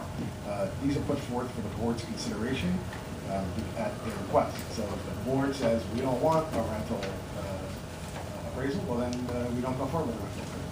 If you want the sale appraisal, you got it. Moving forward. Again, this was at the behest of the board. This wasn't something that the administration put forward, recognizing that the covenants create significant issues for us. Jim, if you look at the bundle, it's for Yeah, another well, I guess my $1,000. point being is maybe less because they're charging us obviously for a portion of that, including the rental. And, you know, frankly, I'm not sure how you determine rental value other than by what someone's willing to pay rent for the property, so. Right, so, I mean. Yeah, but why do we need that? Well, I mean, we would definitely need both the appraisal with and without the covenants. Yes, no, I agree. Right, so that's 7,000 separately. bundled, it'll give us, they'll do it all three for 45. Yeah, but they do two for less than 45%. I don't know how much, I don't know how they broke that down. Right. Absolutely not considering ever renting, it might be of value to us to have If you that also- as an alternative. I'm not thinking that we have had that discussion, but at the same time, we've had so many discussions about this property over the years that one would not know what the final solution would be. I mean, I don't see the downside to obtaining that appraisal. I don't know I if don't there's think the any. knowledge will hurt us, Right. it won't force us, it's just that it's possibly valuable, we won't have to find out later. We just recently received a possible rental proposal. Right, so I mean, To just, get information as well. Trying to find something that works. you're in favor, all right, so, any other discussion? No, all right, then, oh my gosh, thank you. All in favor? Aye. Passed, yes, passed unanimously? Yeah. Okay, thank you. The board is, may I have a motion to acknowledge receipt of the statement for professional services rendered on non-retainer matters in the amount of $30,467.21 for the period ending October 31st, 2014, submitted by Lara Bernaski. Motion made by Mrs. Masiello, seconded by Mr. Hartman. Discussion? Yeah, I like that. Look, you know, I've raised this issue a number of times. I don't seem to get any traction anywhere that I'm trying to do around here, but, you know, I really have some issues with some of these entries, and the block building continues. And, you know, look, I don't want to suggest that he's not doing the work. I'm not trying to suggest, well, you know, he can read what he wants into it, but the point is that, you know, block billing, as a matter of fact, is not. Give us an example, give us an example. Okay, I'm gonna give you an example. What I wanted to say was that even the courts don't really like block billing. In fact, they frown on it, and they use it as a means to either diminish the amount of legal fees or eliminate them altogether when an attorney puts an application in for fees in a litigation. So, you know, this is not news to anybody in the legal field, especially when a client is, you know, inquiring about, you know, the practice. I know I've had a couple of emails with the board about it. I sent them some documentation, court cases, supporting what I'm saying. If you go to, let's say, I'm trying to find a page here. If you go to, Just keep, I caution. Just be careful about Right. attorney-client I'm not gonna mention- confidentiality when you read these. I'm not mentioning names. I'm just, okay, if you go to, well, there's no page. Right, there's not a page. All right, if you go to, why don't you start from the back, and if you go to the sixth one in, it's invoice 9759124. 97591-24. All right, it's a 3214 hearing. If you look at the 10-2 entry, this is a classic example. 14 different tasks, a total of 3 hours and 3.3 hours. Total charge is $775.50. Now, again, I mean, this just needs to be broken down. How much time did he spend on the phone conference? How much time did he spend, you know, at the hearing? How much time did he spend reviewing the voicemails? This is all I'm asking for, so we can see whether or not this 3.3 hours was, you know, efficient. Was that the efficient? So you're asking for multiplied by how many of the, there's so many of these, so you want that type detail for every single. Well, we shouldn't be having this type of entries. There's another one on 2 pages later, going to the back, on 10-1, it's 9791-27. You know, basically another 14 separate tasks. I think that's two questions. One question for Gene, just for the building practices. You see, like, the one that he's saying is a particular person, and then on the same day, this particular person who's doing different events. So that's, let's explain to the practice. Let's stick to where Mr. Tampolini is right now. Number 27, 10-1-14. 10-1-14. 14. So that's my council leadership. And on that 32-14, on that day, in continuous clock of time. She sat down and started her clock, I'm just making this up, 10 a.m., and then 2.8 hours later, she said, okay, I'm done with this matter for the Commack School District for the day, and this is what I accomplished in that 2.8 clock of time. So I think that is more detailed than I've seen in most legal professions that I've gone through a lot. I think it tells exactly what she did during that period of time. To suggest that we now have to break down every telephone call into a point 1, point 2, et cetera, is an onerous task. I have asked my staff to try to break it down as much as possible, but I can tell you that's what she did during that period of time. I think it's more than descriptive of the tasks performed. You know, when Steve and I attended the conference, and they specifically touched on billing, legal billing and stuff, and they showed, they actually showed some examples of what was considered block billing, and it's nothing like this. It was definitely just like a charge, and then basically. No description. No description, You know, and that was it. While there have been, We actually discussed what our bills kind of look like without saying anything improper. And we were told that that was, just like you said, a lot more description than you usually say, so. and ironically, the major New York firms have their bills are not nearly this level of detail, I can tell you that, because I've seen it. So, and the cases that Mr. Champlin refers to are mostly in the context of fee applications. I disagree that this is block billing, and I don't have anything else to say about it. Okay, thank you. Oh my gosh. Motion, oh, you done, I'm sorry, no, okay. I gotta write that down.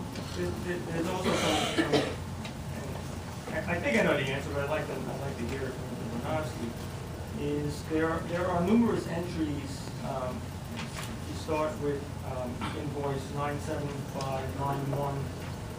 Two, one.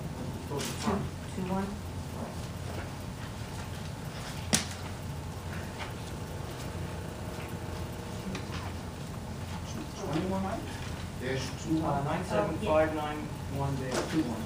Yeah, it's on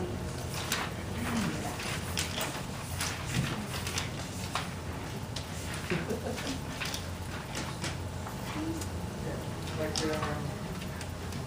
Yeah. Yeah, no, you know what you need? It's You're in order. Go ahead, I'm sorry, go ahead. Yeah, anyway, so if you look at the entry, and I'm not gonna read it, for obvious reasons, but if you look at that entry. Which one? The latest entry on 10/8. Uh-huh. 0.20, and it's a nominal charge, $7. Yeah. Oh, she got I it. got it now. All right, go ahead, I'm So sorry. if you see that last entry on that page, 0.20, conducting the research down here. Then look at the next page over, same exact entry. I can explain that. We had 10 3214 hearings within a week or so. So I instructed my associates that if there was a legal issue common to all 10, they should conduct that legal research and then divide it by 10, allocate them among all of the respondents. Okay? On the other hand, if the tasks were unique to each case, they appeared as the other entries did. So that is, the repetition is because of that process, which I think is more than fair to the district. No, and that's what I figured it was. But I do have one question, because it seems that the question is whether or not the board can be told what the subject is. Isn't that something that should be known? I mean, that's something, we do this for a living, it seems to me it's not a complicated question. You certainly will come across this issue in representing either this district or other districts. So I don't understand why the research isn't required. Because it was a very sensitive matter. Again, I err on the side of caution. Matters involve officials in the district in particular. And I felt it was under FERPA, there are some cases where it depends what hat you wear. Are you wearing the hat of an official, or or are you wearing the hat of the parent? I thought in this case it was important to have that perfectly clear for a number of the respondents. I call for a vote. Well, are you done? Okay. Motion to acknowledge receipt, all, acknowledging receipt, all in, right, all in favor? All in favor? Opposed? Okay, I'm sorry, so you're opposing receipt? Okay, 4-1. Okay. May, I don't know, this is a, right, whatever, we'll address that moving forward. All right, so may I have a motion to acknowledge receipt, I'm just gonna give them all, receipt of the internal claims auditor's monthly update, as well as the financial reports listed on the agenda 1 through 14, as well as acknowledge receipt of the CSE, CPSC recommendations approved on the dates listed on the agenda. Motion made by Mr. Hartman, seconded by Mrs. Masiello. All in favor? Motion passed unanimously. And imagine we run through that consent agenda. If I could. Before we continue, clearly there was a good, active conversation here tonight around several issues that were meaningful to various board members. There were some things said that I wish weren't said, of course, but I will say that that's the intent of board meetings, for people to know what's coming, engage in a conversation about it, and even if there are disagreements, and take a vote, and we move forward, and I certainly want to commend board leadership for bringing that to fruition. Thank you. I'm sorry. Just quickly, as Jean mentioned, I know that both you and Janine unfortunately weren't able to attend the Oh, conference. yes. So I want to give a very quick Thank you. 1 minute synopsis with the board. Dr. James and I were at, and some other handouts I'll give out later on. Really, there's a great presentation by the Longwood Board of Education president. And just what they put together, which I think I'd like to be in the future time, is kind of go through, this is how to be an effective board. There's a self-assessment form on how you're actually doing this board. You're kind of looking at your goals, what you put forward. And one of the things I like to do is, there's a lot of thoughts of like what an actual board does and doesn't do, and maybe putting that some of that information on the website, because people think that boards can do many miraculous things, and our scope is limited to what really educational law really spells out as political official. So I give this information for you to take a look at, read it. Maybe at some time in the future we can have some discussions either in a special meeting, something like to how to utilize some of this information, and some of the stuff I'll give out later on to have some other handouts as well. So just Okay. for education. Thank you. All right. Oh, Mr. Wunsch, I'm just gonna let you wait. My last nerve, you're not gonna tap dance, right? No. Okay. No, first of all, I do want to apologize for shouting out. However, one of the reasons you let people comment on agenda items up front is so we can comment on it. When you add an item to the agenda, we should be allowed to comment then while you're discussing, since we didn't know the item was here. What did I? And that's the item I'm now going to discuss. Well, I'm The sorry, what's- disparaging oh, and the erroneous comments that have been made, and some were erroneous, about the Commack Educational Foundation, of which I am president. The only dealings that the Commack Educational Foundation has had with Lehman Barnowski was, I'm going to say 10 years ago, I don't remember how long, when we established it. Any bill, and it was stated last month, that was our bill is erroneous. We are still donating money to this district. We're waiting for a proposal from the superintendent because we're looking at doing a partnership with the district on a STEM program, and we'll be glad to do that. However, all of the comments made about us, Lehman Barnowski has done no business for us or with us in, I'm saying 10 years. I could be wrong. The other comment made was, this issue you guys are discussing, I'm well aware of it, and I made out some of this because it pertains to me. There were no discussions between the board president and the attorney at the time because I was totally kept in the dark in the issue, including an illegal board meeting that Mr. Tampolini called, and we can discuss that at a later date, that I was not down to one of your ethics policies you discussed last month, which is that items that are discussed with a board member, all board members should be shared. For the community to know, back in June, Mr. Tampolini tried to have me thrown off the board because of what he perceived as a violation of one of the policies that he discovered.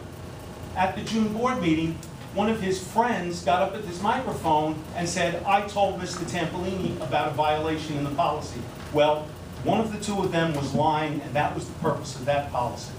That is the same policy, by the way, that Mr. Tampolini voted no on accepting when you took out the fact that a PTA president cannot be a board member. You took that policy out, however, I assume that means that Mr. Tampolini does want to exclude PTA people from ever being on the board.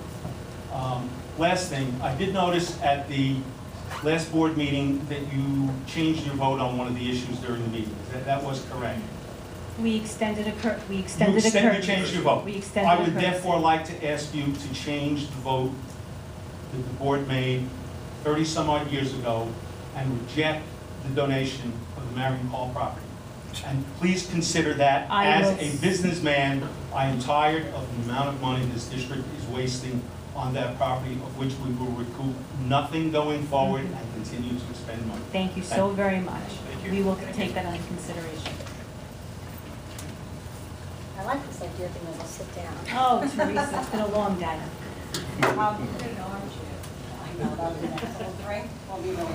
Okay, I just. Maybe water. Water would be fine. Water would be fine. Perfect. The first thing is regarding the policy 8310 that was written. When it was brought up at the previous board meeting about policy that hasn't been followed, it didn't sit right. I want to first give kudos to Dr. James for acknowledging the fact that it should have been followed, and that since then we've reviewed the policies, and that you're going to either amend them or take action, or at least. And we had been doing, just not to cut you off, I'm sorry, but we had been doing that already, so, and then, but now, obviously, even with greater detail. And I thank you for that, I appreciate that. And the other two are totally different from what we were talking about, so bear with me. Mhm.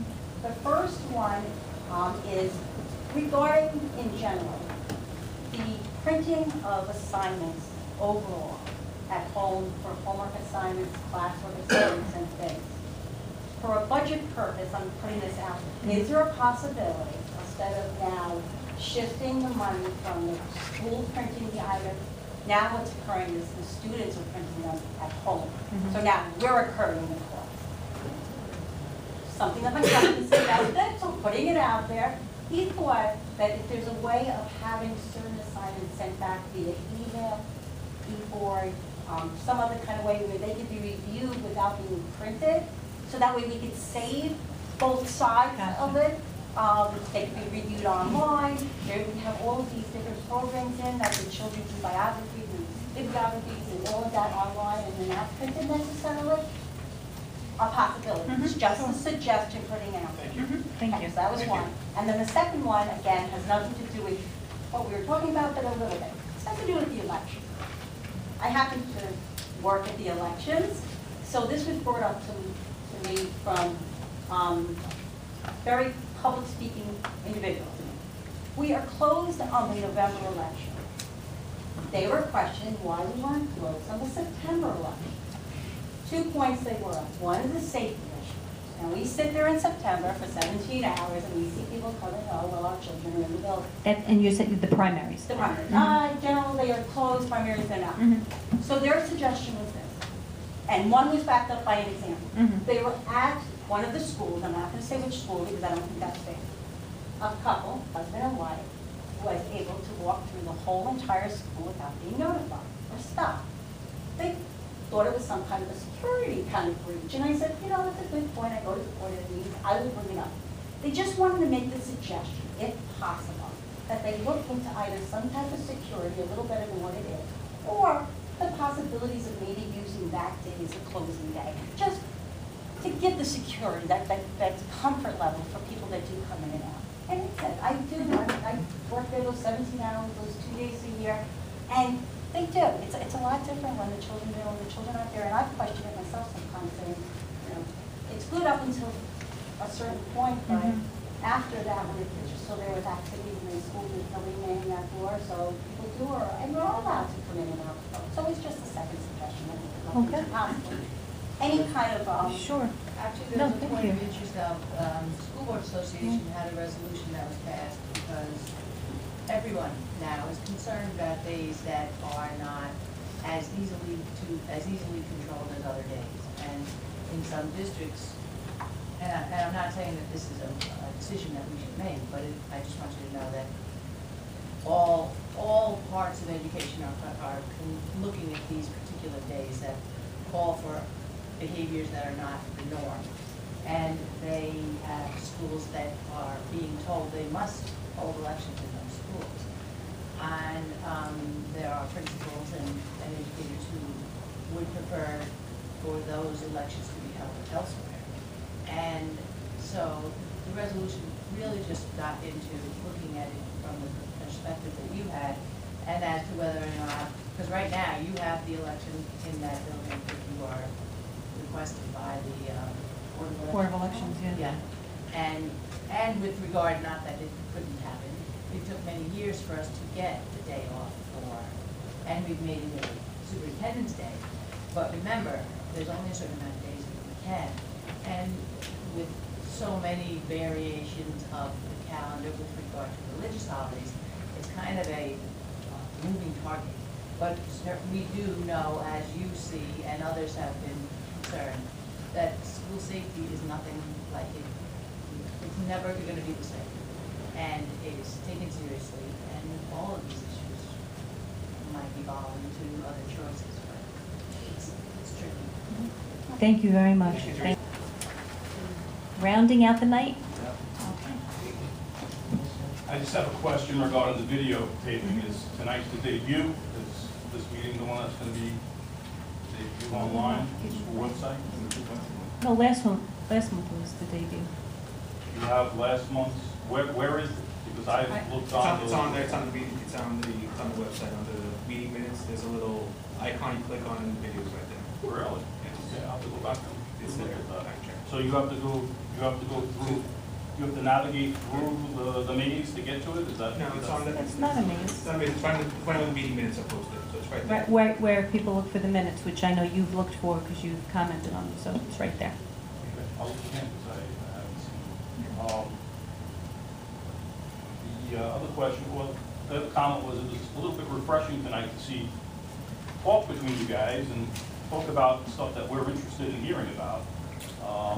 But some of the other stuff is disturbing, to hear that you have an auditor who doesn't really know what's on the bills. No, that's not what was said, and I don't want you to misquote. She pays the bills. Other people in different departments review those bills first for validity, and then forward them to her to pay. So while admittedly, not everybody who touches something has the same level of information. As an example, the bill in question, Mrs. Newman, who has ample knowledge and ability to review and determine whether or not that bill was correct and appropriate, she reviewed it, forwarded it on to the claims auditors. That's how that process works, so please don't misquote me. All right, so you're reassuring us that there are checks and balances? There are in checks place? and balances, not just by my reassurance, but by our auditors who come in to review our checks and balances, and they are in place. Very good. Thank you. Thank you. All righty. May I have a motion to adjourn? Motion made by Mr. Tambolini, seconded by me. Good night. Good night.